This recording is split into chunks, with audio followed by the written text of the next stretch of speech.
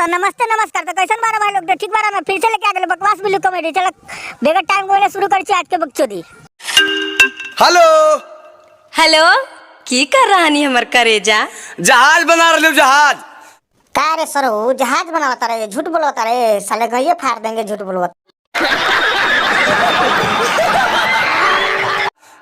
Teller ये तो कपड़ा बन सी भाई क्या गुस्सा तू टेलर बारा तो कपड़ा सियाता तो भौजी चोली सिबावे खातिर तोरा के फोन कैले बिया हो। लो भौजी तो काहे खातिर फोन कैले बारा भईबा के तनी वो बतावो। साल कहला ही रे, तोर फायदे लगी फोन कैलियो हा।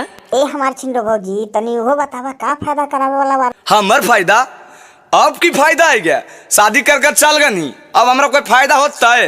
फायदा होई ना हो, ससुराल में बोला के भौजी दी तोरा के तो फायदा ना हो। शादी हो गई तो क्या हो गई हो? सुन न बाबू, गुसाल कहे ही तू पापा बने वाला ही। अच्छा तो भौजी पेड़ तो फूले नहीं क्या, बउआ कैसे हो गई हो तनी वो बतावा। हेलो ले, हम चुनाव में खड़न हो लिए, अब मुखिया कैसे बन जीबे क्या? अरे तू कुमार में ओकरा से मजा ना ले ले वाला, तो मजा ले ले वाला तो अभी पापा ना बनबा। कार सरू झूठ बोलत रहला तो घड़िए फाड़ देंगे साले बांसे घुसा।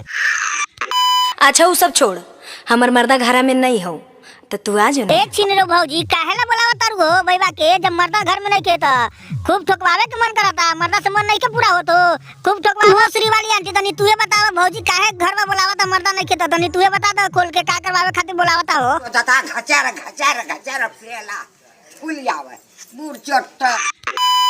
हम समझ रही कि तू पिटावे के चाल हमरा बना रही। गोरखपुरिया भौजी बहुत होशियार बा ना, तोरा के ना पिटवाई हो, देवेला बोलावती है। जाती फाड़ के जाओ। कोई बात नहीं, हम तो चूतिए हैं, दोबारा ट्राई करेंगे। अरे नहीं रे, ऐसे तू काहे सोचो ही? डर मत, जब पिटाई के बारी आईता हूँ तो तू अपन इंची टेप निकाल दी। हाँ हम कहवाई कि दर्जी आइले हल नाप लेवेला। अरे वाह ए भैया ई भौजी तो नहीं हरे के छिनार बिया हो, सब उपाय जानता। भौजी ब्लाउज के नाप करवावे लगी, भौजी के वो नाप दी है नीचे वाला भी।